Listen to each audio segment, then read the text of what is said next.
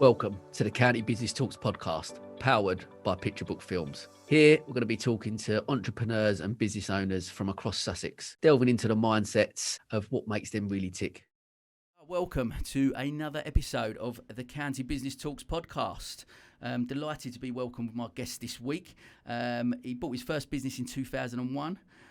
He's learned many lessons over the last 20 years, so much so he's obviously helping other business owners now from a coaching capacity.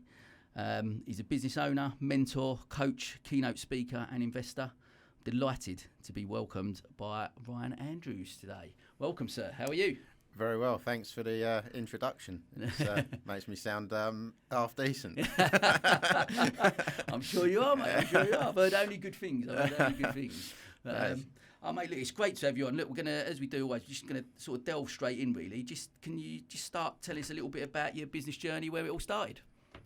Yeah, so, the tail end of the 90s, I went to university and did economics and business degrees with a view to wanting to work in the city as a fund manager. And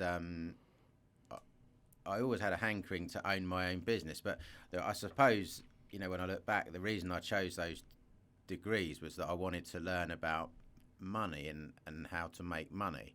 Yeah.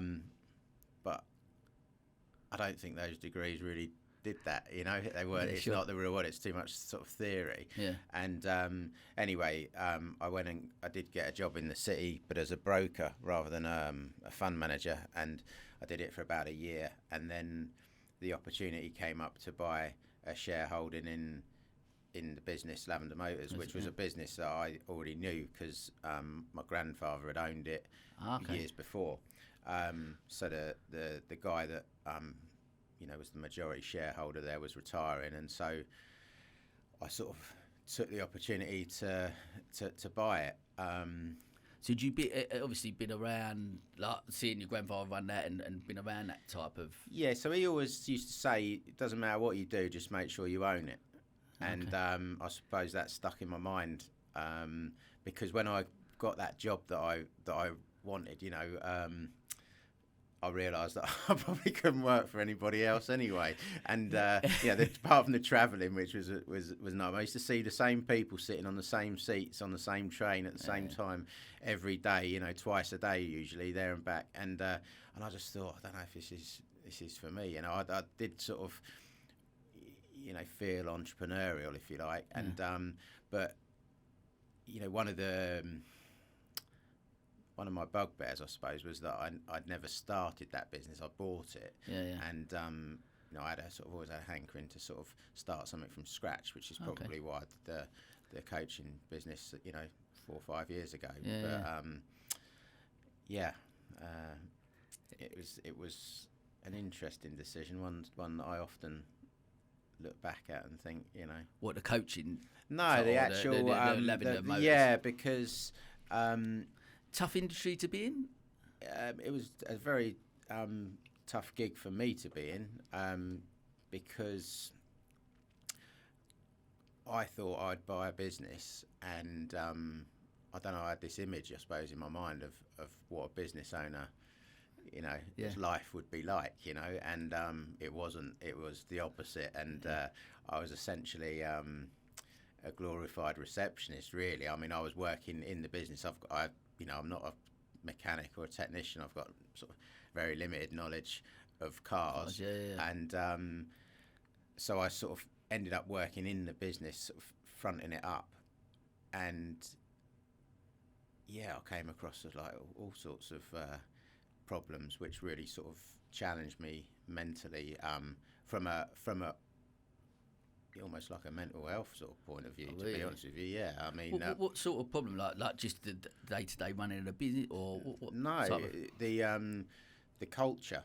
Yeah, okay. And I know we mentioned, big on that, is that the way things had been done for many, many years, and people's resistance to change, people's resistance to me, because, I'm coming in as sort of in my early 20s and telling people that have been there for 20 years, this is how we're going to do things now. And there was a sort of there was a lack of respect, you know, and I felt the full force of that. Do you think that? I'm really interested in it because we sort of spoke briefly offline about obviously Mark with the hairdressers, but like, so you coming in at that young age, but not being a mechanic then and having that type of background, was there quite a lot of resistance maybe from that element? Yeah, massively. I mean, I had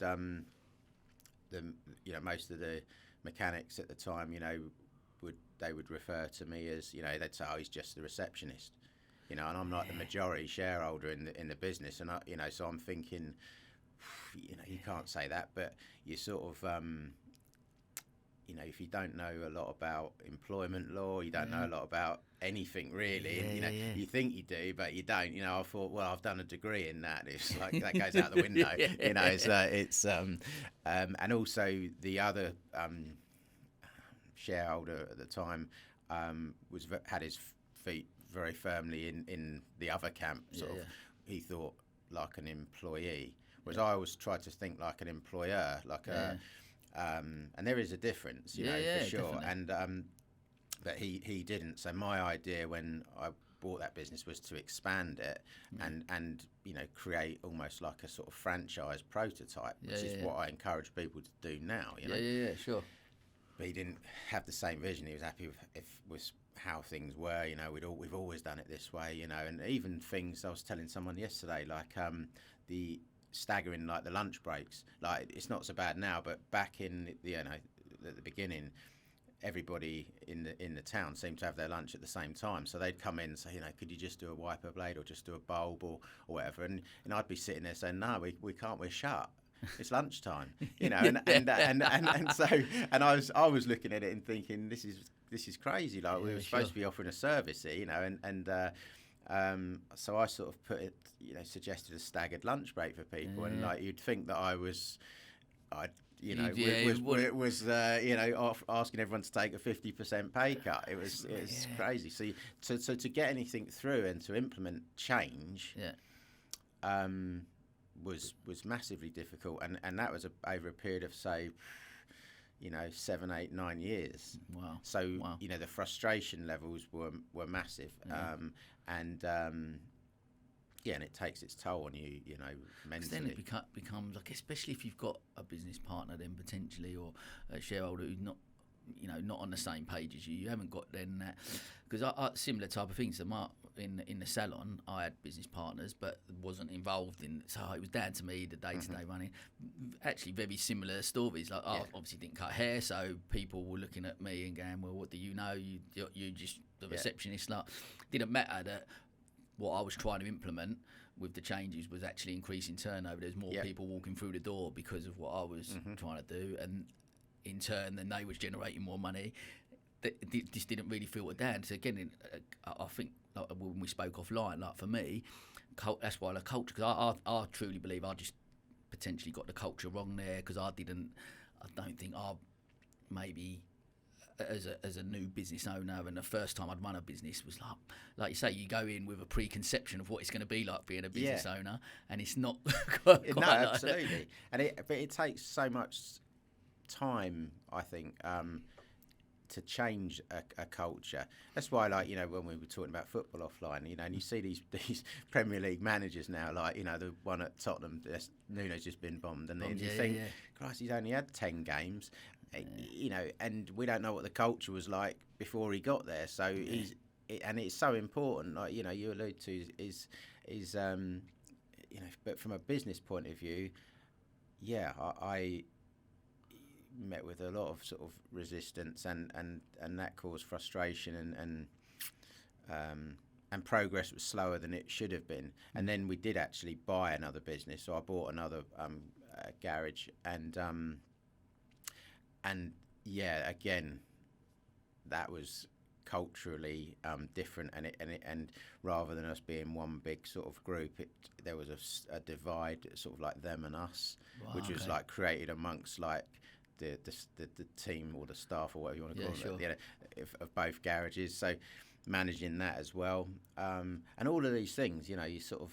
What made you buy the second one? Was it then because, like, obviously from looking at the first one and then going, right, I'm going to go was it because of your growth plans in your head? You go, well, I want to make this a bigger thing. This isn't just a lifestyle business for me. I want to build this. Absolutely, yeah. And because people say, well, did you want more money and stuff like that? And it's like, well, that would have been an outcome, but that actually wasn't the driver. It was more sort of wanting to make an impression, I suppose, and have a bit of a legacy or something. I don't know, really. Really thought about it, but I mean, we had it for sort of 5 years, and it didn't really work. It was. I made a mistake in that I didn't make. It was, in hindsight, I could have left the name the same, but my idea was to create a brand, so I sort of changed the name. I think that caused a bit of confusion in the town, anyway. But again, hindsight's wonderful, isn't it? So after that, we sort of, like so many businesses do, they expand before they're ready. They know how to do it, and then you contract back to the sort of one that is has always been there. But it eventually you sort of wheedle out, people. You force through some changes, and people leave, and people retire, and eventually you start to get to bring in your own people, and and about 2-3 years ago, I became like the sole shareholder. Oh, really? Okay. So I bought the other shareholders out, and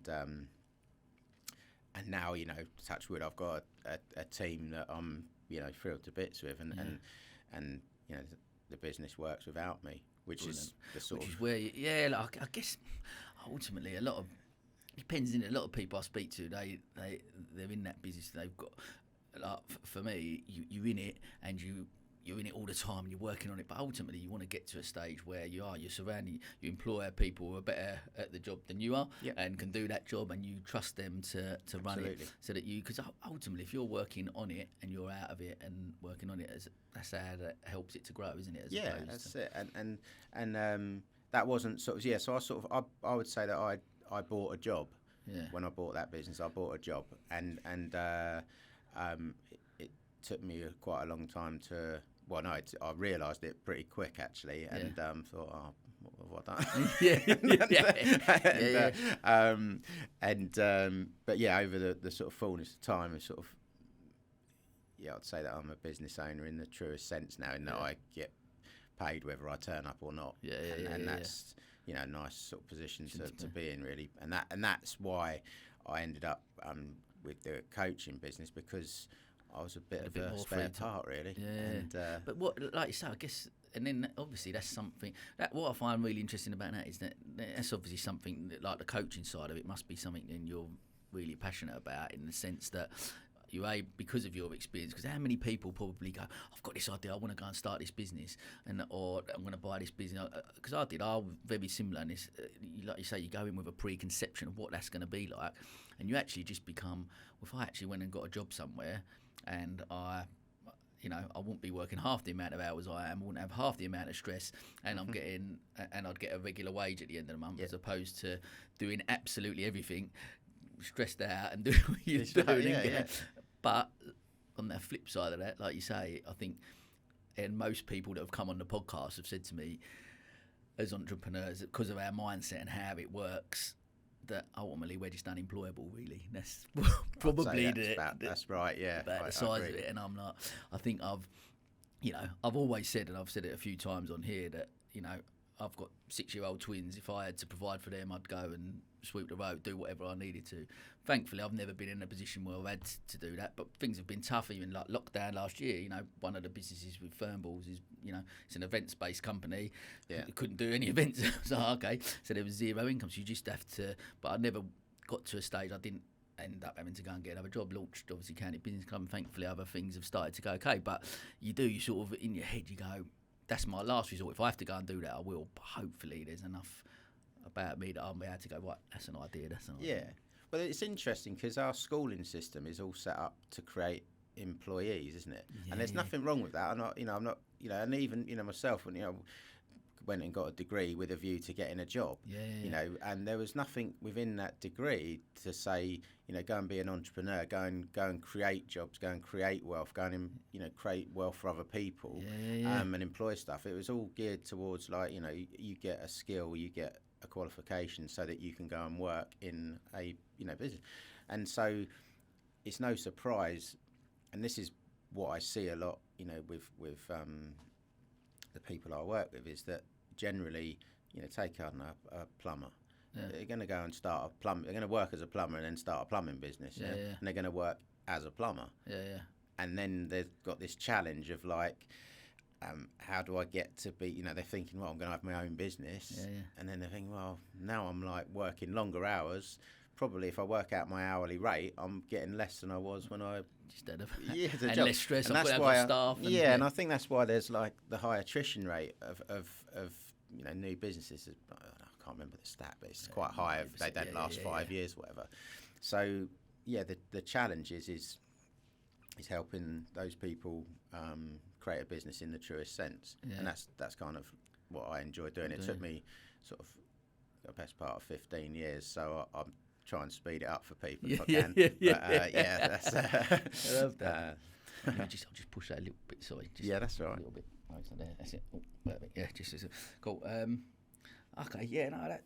So, over obviously, you've been running, you know, the motor business over the last 20 years. I'm keen to say, you've mentioned a few sort of challenges and stuff in there, especially around sort of culture, but from sort of, obviously, you alluded to as well the other business that you bought that didn't necessarily work out. So keen to learn, like, what's your sort of relationship with failure? What do you see? Would you see that as a failure? I talk about that. I think we as business owners, we constantly faced with challenges, and I've alluded to, I've failed a lot more than succeeded. But yeah, keen to know a bit more about that. Yeah, I mean, that hurt for sure. And I think probably my relationship with it now isn't what it was. I would take those things personally, and that would it made me sort of crawl back under my rock, if you like, and stay there for a good few years. Which, you know, now I would always encourage people to, you know, I would say, well, failures, you know, is only possible if you stop in it, if you give up. Otherwise, it's just an opportunity to learn. But I didn't have anyone like that to sort of to bounce anything off or guide me in that regard. So I think the reason that business failed was, well, I bought it based on the profit and loss statement and really I bought a database of customers, and those customers were probably tied to the previous owner. And so what I bought was not pretty worthless. And I knew nothing about, you know, sort of customer relationship management or, you know, what to do with that database of customers, or how to, you know, about customer service, customer retention, you know. I think I just thought they would just keep coming. And they didn't. And then you've got to look and think, right, I need to get some business in now. And again, you know, you sort of, I was a bit like a rabbit in the headlights, I think, really. Sure. And so, yeah, looking back now, it was no surprise. But to be fair, and I'm not just saying this because if I'd had a coach or consultant or mentor or something like that, then that would have been really helpful for me, because even somebody just to pose a few questions, you know, like, you know, are you doing your best would have been a good question. And I could have probably looked in the mirror and thought, actually, no, I'm not really, you know, I'm quite inactive here, and I'm just expecting it to sort of land in my lap. And so, yeah, but in relation to your question, my relationship with failure, I don't fear failure now. But I suppose at that time maybe I did, because the inactivity would suggest that You know, it's like what's that Homer Simpson says, isn't it? If I never try, I can never fail. Yeah, So, I'm with you. It is fascinating because I'm going to say that I remember the day having to go into the salon and say 10 staff, no jobs anymore, and horrible position to be in. But again, I've alluded to it a couple of times on it before, but about that, I remember reading an article on LinkedIn actually that morning before I went in, and the 10 rules of success, where the top one is understanding and accepting failure. But I think I've definitely got a completely different relationship with failure now, and I would rather try. I look at life as an opportunity, and I think to myself, I'd rather try things. If that doesn't work out and that fails, you know what, I'll give that a go. And I think as long as I walk away, I remember walking away from the salon. I thought about it 18 months in, and it took me 3 years to actually walk away from it. 100% was the right decision to do. Maybe should have done it sooner, but at least I knew after 3 years, I put my hand on my heart. I knew I walked out and I'd give it absolutely everything I could have, and it didn't work. So I couldn't have done any more personally. And I think you learn from. And I think as long as you can learn from your failures, that's an experience, isn't it? And that's what life's surely about. Yeah, I mean, to be what you just described doesn't sound like a failure to me. Because I think if you can look in the mirror and say I've actually done my best, then for me that's a definition of success. Because I don't see what else anybody can do. Yeah. You know, you can only do what and people can look back and say, "Oh, well, you should have done this or you should have done that." But if it's not in your armory at the time, you don't. If you know what you know and you know what you don't know, you can only do what. You can only make the decision and take the action. Was it Barack Obama said, and he said, "Oh, if it's quite good actually." He said when he was making his decisions as the president, he said, he wore the same clothes, had the same breakfast, all these things the same every day, so he didn't have to waste any time making what he considered insignificant decisions, because he knew that he'd have to make a big decision. And he said that if he was 51% sure, then he would make the call. Safe in the knowledge that he's made the best decision he can with the knowledge that he's got at that particular time. Yeah, I love that. And I think, and so. And that's all we can do, surely, in life. Yeah, and I think, from me, I think I probably, I did fail when I bought that business because I don't think I did do my best. I think I was sort of a bit paralysed, probably by fear. It's only really sitting here now, looking back at it, that you sort of can say that. But it's great that you, I guess, from your point of view, then, especially, I guess, the attributes you've got as a coach.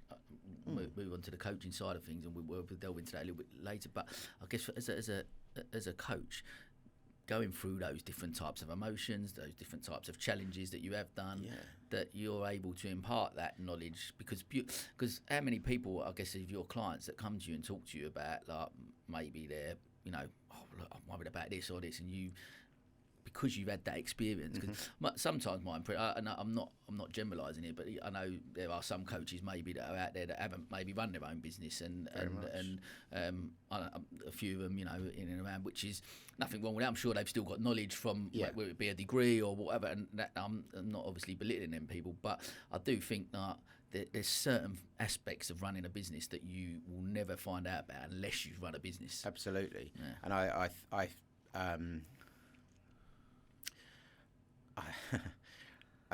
most of the people that I work with, because at the end of the day, I with the term business coach, I probably spent 3 years trying to work out what that meant. I know it sounds ridiculous, and actually when I was first coaching, I found it very hard to articulate what I actually did. And I spent many a time sort of with people looking at me with a sort of bemused look on their face, thinking, what is he on about? And me sort of leaving the conversation thinking, I don't know what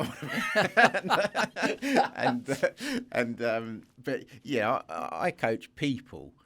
I help people develop and improve themselves, and they happen to be business owners. Well, okay. That's the thing, right? And so most people, it's 6 inches between their ears. You know, and it's most of it. There's professional development. Most of it's personal development. Yeah, sure. And and I think having sort of experience, sort of the lows of business and the highs as well. You know, but I can recognise some signs and so on. Yeah. But I think. Well, what they say, don't they? You can read books, which I do a lot of, and you're going to gain knowledge from reading books. But without action or experience, it's just philosophy, isn't it? Yeah. You know, you become a philosopher. Yeah. If you take the action and get the experience without the knowledge, that's called ignorance. So you've got to take the two together, and that's when you get wisdom. Yeah. And so I think it. But having said that, I mean, I you know, you look at, say, someone in the football realm like, I mean, Alex Ferguson, he wasn't a top player, was he? No, I know he played football, but he wasn't. Yeah. Jose Mourinho wasn't, and actually sometimes you see like top players that go into management, and they're not quite cut out for it. So I don't know whether I don't know, but it's interesting. I get what you're saying. I'll tell you what. One thing I wanted to just go back, because a couple of bits you mentioned about the education side of things, and this is something again I find quite interesting, because I always alluded. I wasn't the most academic at school. I was going to be a professional footballer. If I was, and as soon as I wasn't a professional footballer, I don't know what I'm going to do. I was okay. I got some reasonably good GCSEs, enough to start and do A levels, but done A levels just because I had no idea what to go out. Well, I've not got that. Not made it at West Ham, not gone here, so I'm just I'll do A levels because other people are doing them, but wasn't really overly interested in it. And I was like, but entrepreneurship, blimey, I couldn't even spell it back then, so I didn't even know what that word was, you know. So I think, and I've done a bit of mentoring over the last 10 years. I've done a little bit in schools where they go in and they've got the programs that help entrepreneurship, and they encourage that in schools. And I think that's amazing, because for me, the schools were very much like exactly as you sort of mentioned. This, you know, we're geared up. Everything is geared up to get a qualification and then go out and get a job. And I'm like, it was just encouraged more to. I think with my kids, if they come to me and say, I want to go to university because I want to be a solicitor, a doctor, or whatever, you need to do that. My wife's a solicitor. She had to go to university to become a solicitor. Great. If you want to do that, great. They come to me, I don't really know what I want to do. I'm going to go to. I'd rather them go travel the world. I'd rather them go to me and that I've got this idea, and I'll go 100%. Let's start that. Just go and give it a go or whatever. Just try and encourage that, and know that is attainable to be able to go. Because I think my 20s was like. Can't run my own. People who run their own businesses are rich people who do stuff. It wasn't around. I wasn't around that. I wasn't around entrepreneurs or business owners, and just saw people who they got their own business, must be loaded, and they do what they do. But I think that narrative has got to change, and it comes back to the education system. And I personally, I'm not, you know, putting it down so much, but I do think it's quite broken. I think the way we're tested, like I wasn't great in exams. The way you're tested, and you've got to sit down and do this 3-hour exam, and that's how. And now you're a success. What? I'm no good at sitting down for 3 hours and doing that. Yeah. So I just wonder if there's. I don't know. I think there's got to be a massive shift. Whether, you know. I agree with you. I think. Well, I mean, one thing I did know that was my youngest daughter, who's 12. She came home a couple of days ago and said, I've been asked to take someone round the school because apparently I've got a growth mindset. And that made me smile, because when I was probably up to about 5 years ago, I hadn't heard of a growth mindset. I'm with you. You know, and so they must be teaching, you know, that sort of that stuff in class now, which is good. And her description, you know, was accurate, I felt. So so maybe it is. Maybe they are focusing more on the sort of, you know, the learning open mindset. I hope so. And I guess, look, for her, and I guess for your kids, similar to mine, maybe, that, you know, that they're going to be around that because they see you running your own business, Yeah. and they sit in it. You know, like my daughter, they're only 6, but my daughter she's been made school counsel, and I'm like, great. She's like, yes, Daddy, I've got my school counsel badge, and I'm going for meetings just like you do. And I'm like, there's a part of me deep down, I'm like, I love that. What are you going to bring up at your meeting? And I'm like, and it's great, you know. You sort of see, but I think, like I say, people often ask me where that sort of comes from. That, like, my drive or entrepreneurship, I guess, in that sort of mindset, and it's difficult to actually pin it down. I'm not too sure for me because I wasn't necessarily around that in my young way. But what about you? I know you said obviously your granddad obviously run a business. Do you think? Without going in, too deep, I would say that associating business ownership and entrepreneurialism, the same reason probably why I wanted to be a fund manager was for financial reasons, because that's where I deemed the money to be. But when I look now and think, well, why? It's probably looking to something external, the external environment for validation. So and as I say, I don't bore your listeners, but I mean, if you've got quite low self-esteem and low self-worth and probably have it, imposter syndrome. That you're trying to do something to prove something to probably the outside world or yourself or something. That was probably, and I if I'm being brutally honest, I probably thought money would do that. Of course it doesn't. No. But that's the reality. Money, it gives you choice. But obviously if you haven't got any money, you're probably not that happy, or maybe you are. I don't know. Actually, probably are. You're right. You know what? There's a really amazing podcast that I listen to by something that inspired me to do the Diary of a CEO, Stephen Bartlett. Yes. And he done one recently with a guy called Mo Gaudat. Right. And it's about happiness. And Mo Gaudat was chief business officer at Google X. Like multi-millionaire, done trading on the side. He was just printed money. He said openly printed money, and he, 16 cars in his garage, big mansion, blah blah blah. Wasn't happy. And his son passed away when he was 21, and he said but his son was such a lovely person and just genuinely always happy, and he wanted to keep his memory going, and so he actually set out on this initiative to write a book called Solve for Happy, and trying to spread the word of happiness, and trying to create a formula of what happiness looks like. And it was fascinating because he said, like, I had everything you think you could possibly want but wasn't happy. And I'm listening to you talk, and I was very similar. I think I got into business because I wanted to. At 30 years old, I took over my first business. In my head, I was going to be a multi-millionaire. I'm going to have a Ferrari, and that was my driver.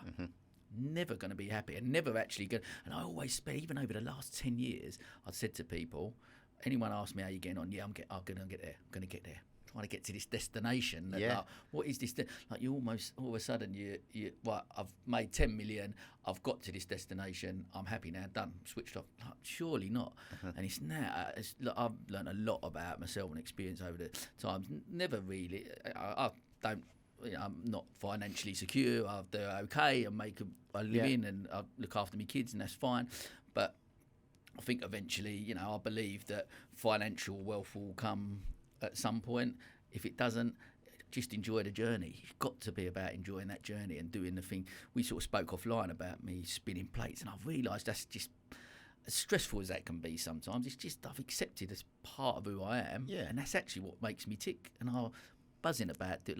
Sitting here chatting with you today is great, and then I know I've got a lunch thing tomorrow which is going to be good, and then I'm hosting an event next week, and I'm doing all these different things, but I love doing them things, and I think as long as we enjoy that journey, that's got to be what I agree. I think when people say, what do you want out of life, and I say, well, I just want to enjoy life.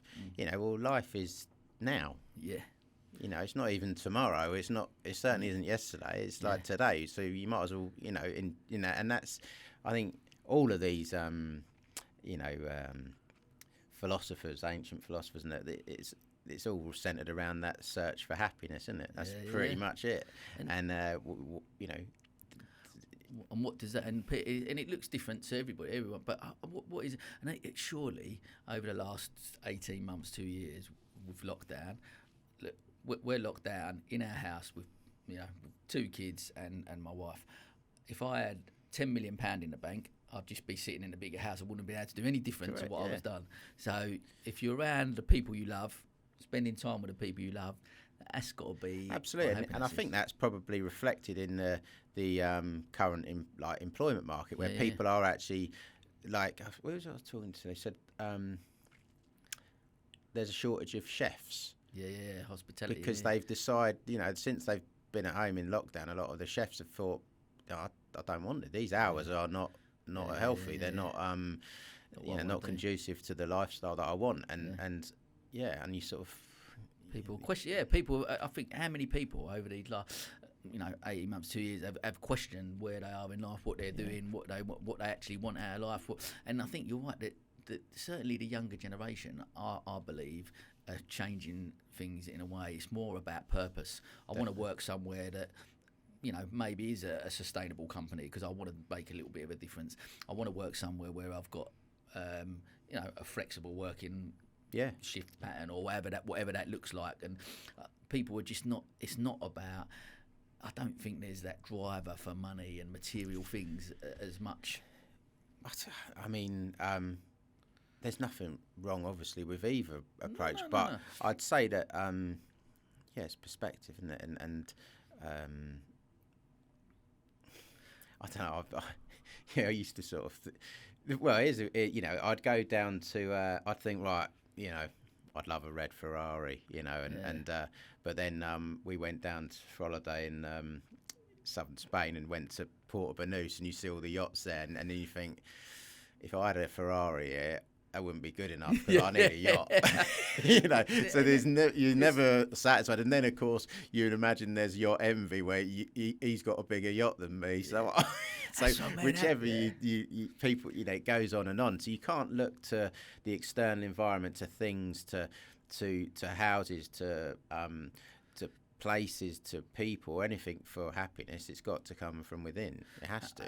Absolutely. And I think the problem we've got with society nowadays is that obviously we've got social media, where everyone puts their best parts of their highlights of their life on, and you're always looking on there going, look, they've just been on a lovely holiday to Dubai, and they've done this, and why can't we do that? But if you live your life through other people and trying to keep up with it, I was possibly one of those people a few years back. Yeah, absolutely. Completely, my mindset's changed. Different. I do the things I love, and hopefully, them other things potentially may be something, a byproduct of what is an outcome of them. But if they're not, then I'll still do the things I love. Well, I used to see people, and my instant thought was, wonder how much they earn. You know what I mean? And that's a bad good mission to, but that is true. I'd think, they're doing that. I wonder how much they earn. I wonder how they've done that. And there'd be this curiosity, but there'd also be this envy, and all of those sort of, they're survival emotions, aren't they? And much better to have sort of elevated emotions, like actually gratitude, being thankful for what you have got, and the people that you have got around you, and so on, and also being happy for other people when they are successful, because that's not easy, right? It's easy to fall into that sort of that trap of they win, therefore I must have lost. No, absolutely. And I'll tell you what I think personally. I think it's because the narrative around success is, but someone's successful if they're financially secure. They've got loads of money. Someone that's sitting there in a £1 million mansion with a Ferrari outside and a Porsche, then what a successful guy. I'm really successful. Completely now, again, back to just my own learnings, I suppose, because that's what in my head I deemed would be successful. I spoke about on the podcast when I'd done the mental health one with Yaron about my own person, like when I turned 40, really struggling. I went through a real low point, was like not successful in any way. I've not achieved this, I'm not where I want to be. I really got in a really dark place. But all I've done to get out of that really was I changed the narrative of what success looked like, because I got to 40 and I sat around on my 40th birthday. I had my closest friends there who were like, who they would walk over hot coals for me. I'd do the same for them. My brother's my best mate. I've got, lovely mum and dad, beautiful wife, 2 amazing kids. I was surrounded by people who loved me, who I loved, and I was like, actually, what an amazing place to be. Like, if I died tomorrow, I've experienced love in all these forms. I know it sounds maybe a little bit soppy, but for me, I was like, I've experienced love in all these forms. That has got to be an element of success, and I think that's where, for me, that just changed my narrative. I am really successful because look at all these people who I know. If you weren't here tomorrow, would your wife and kids miss you? Yeah. Well, if the answer is yes, then you're a success, aren't you? Because you're bringing value to someone's life. And that's it. And you don't have to. People say, "Oh, I've got to do something to be valuable." No, you don't. You just got to be something to be valuable, and that means being a nice person, being a good dad, or whatever. Is that mate, absolutely.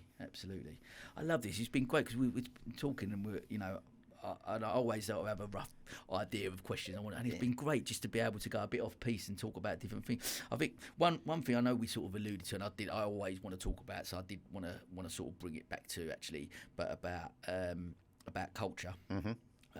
Obviously, you alluded to a little bit of the culture that you struggled with in the business, and how you sort of keen to know what sort of things you implemented to change that, and now what do you, as a coach, what do you sort of talk about with your clients about how to create a winning culture?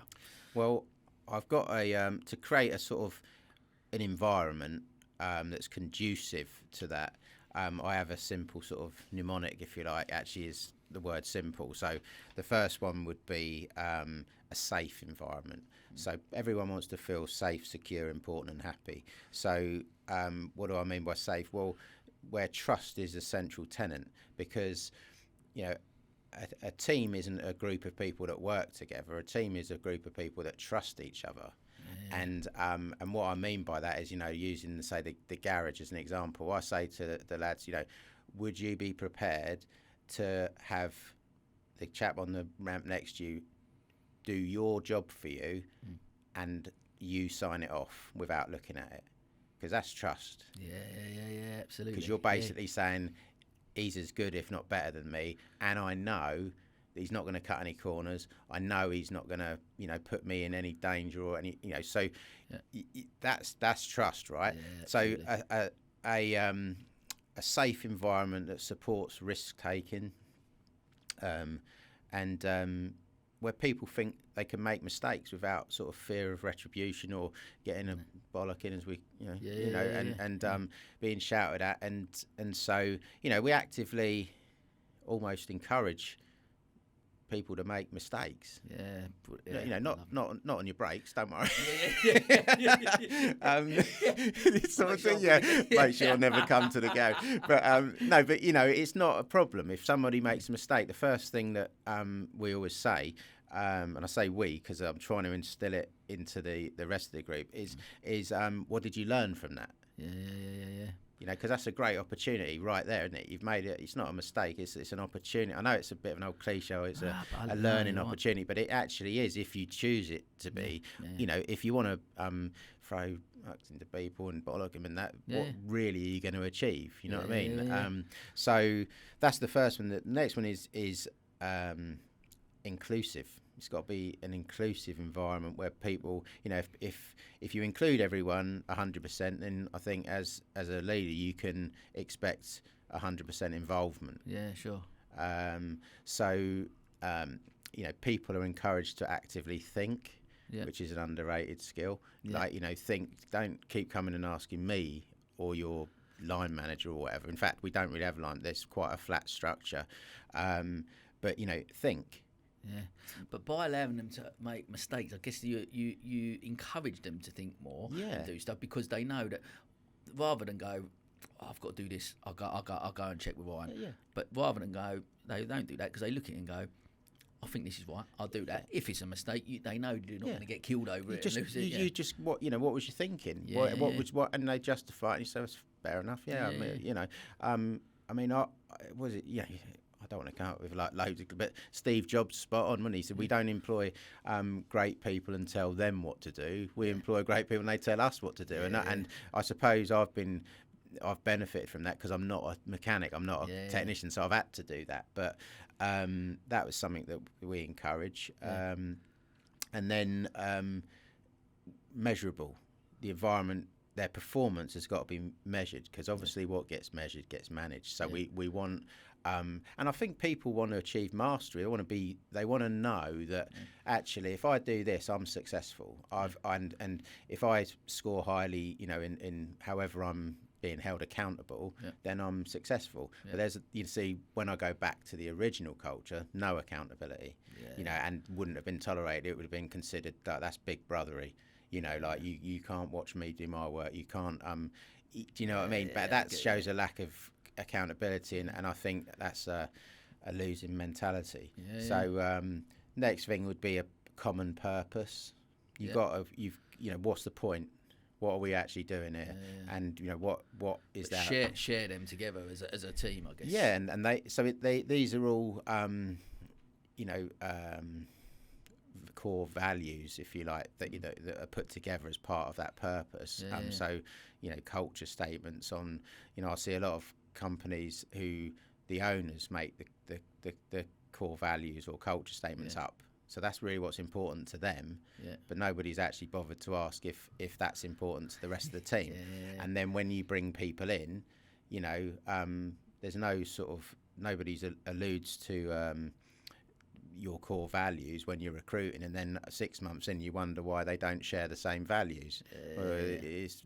So it's a key part of the recruitment process, really. Sure. One of my clients has just done his, and one that stuck out was accuracy, which is one it stuck out probably because I haven't heard it that often, and that's very important to them as a group to be accurate.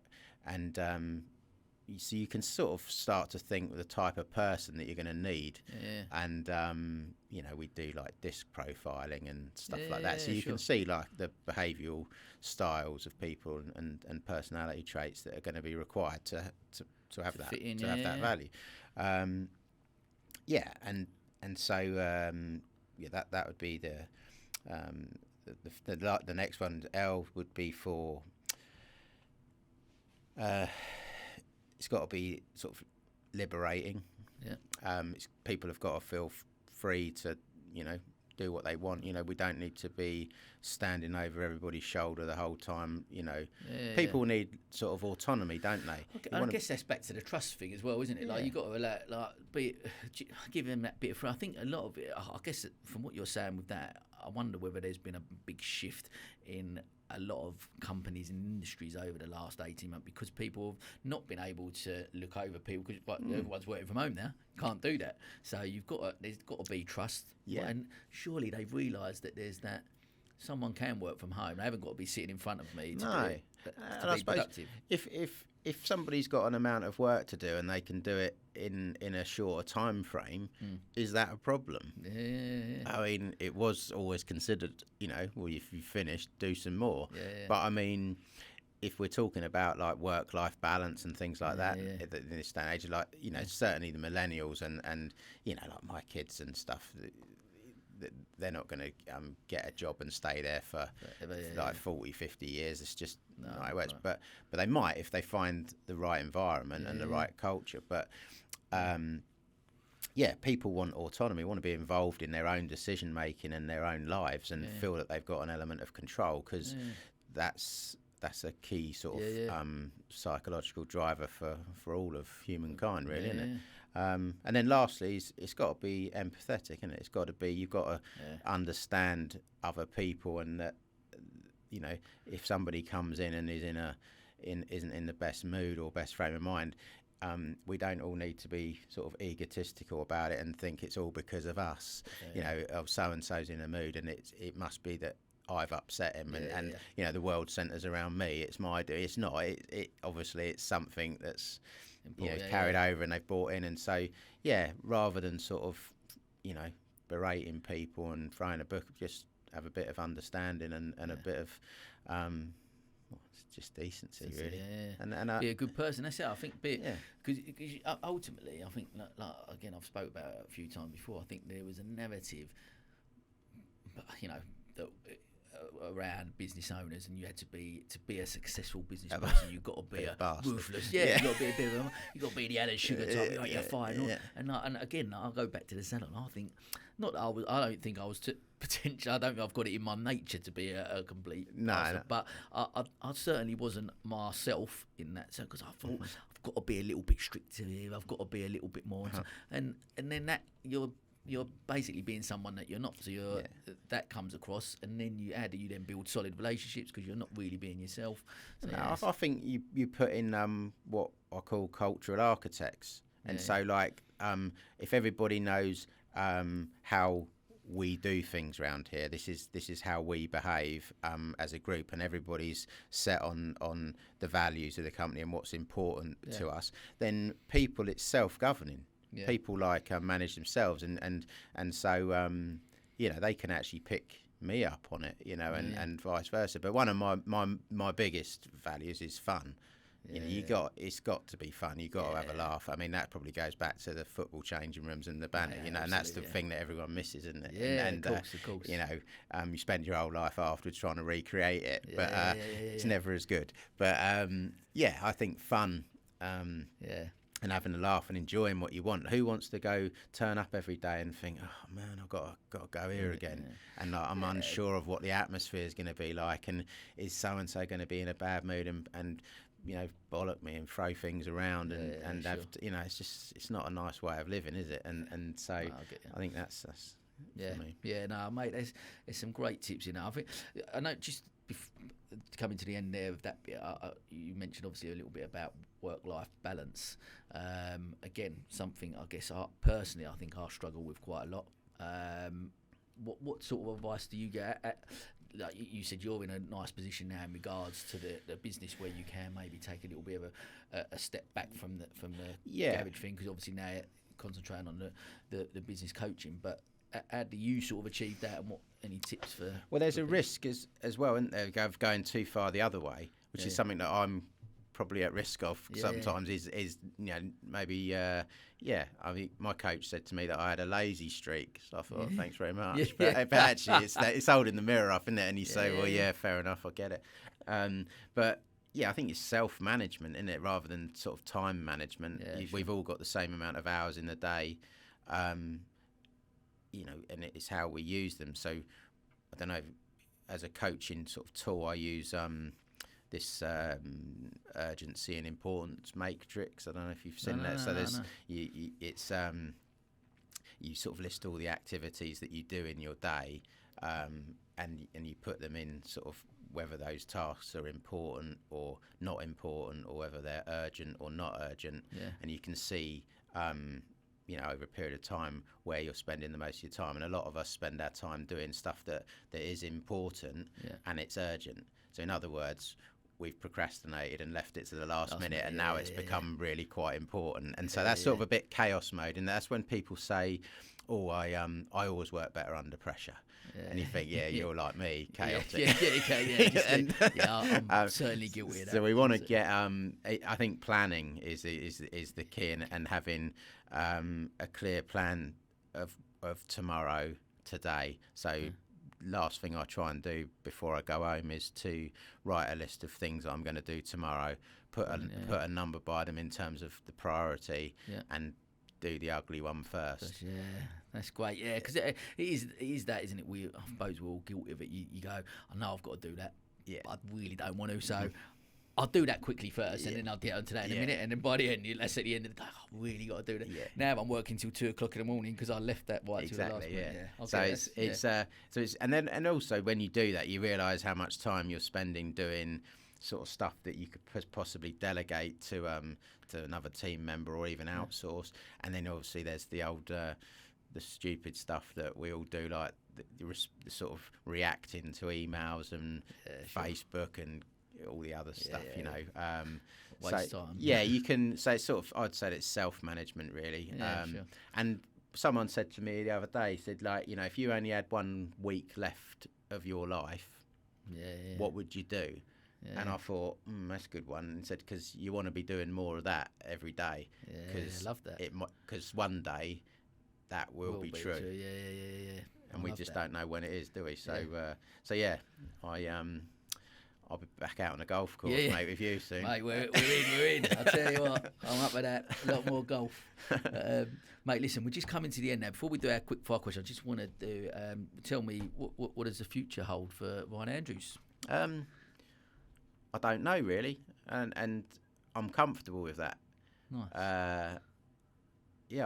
I like I say, I just want to enjoy what I'm doing and every day, and not and sort of try and move away from that constant chase for something that I don't quite know what that chase is, you know. And you touched on it earlier, and it's right. I really get that. It's like I don't know what that destination is. Yeah. So I think I'm sort of I think just keep going as we go and try and help more businesses. I'd quite like to, from I suppose a better answer.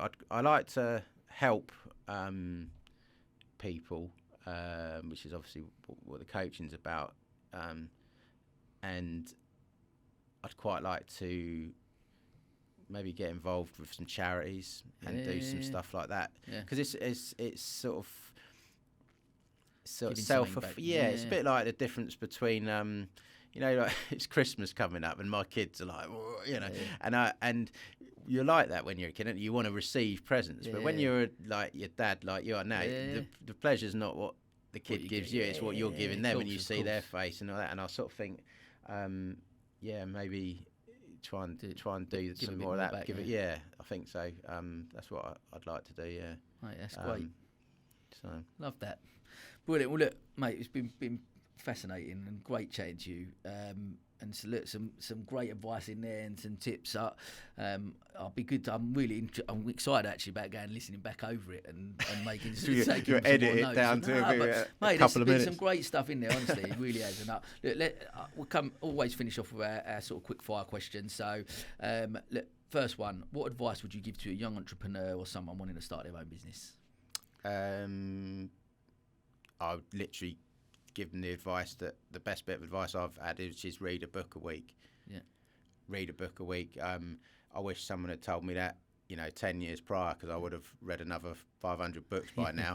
And I think all of the knowledge and all of the great minds have all generally put it down in words, and it's all there, and you can go and get it, and so why wouldn't you?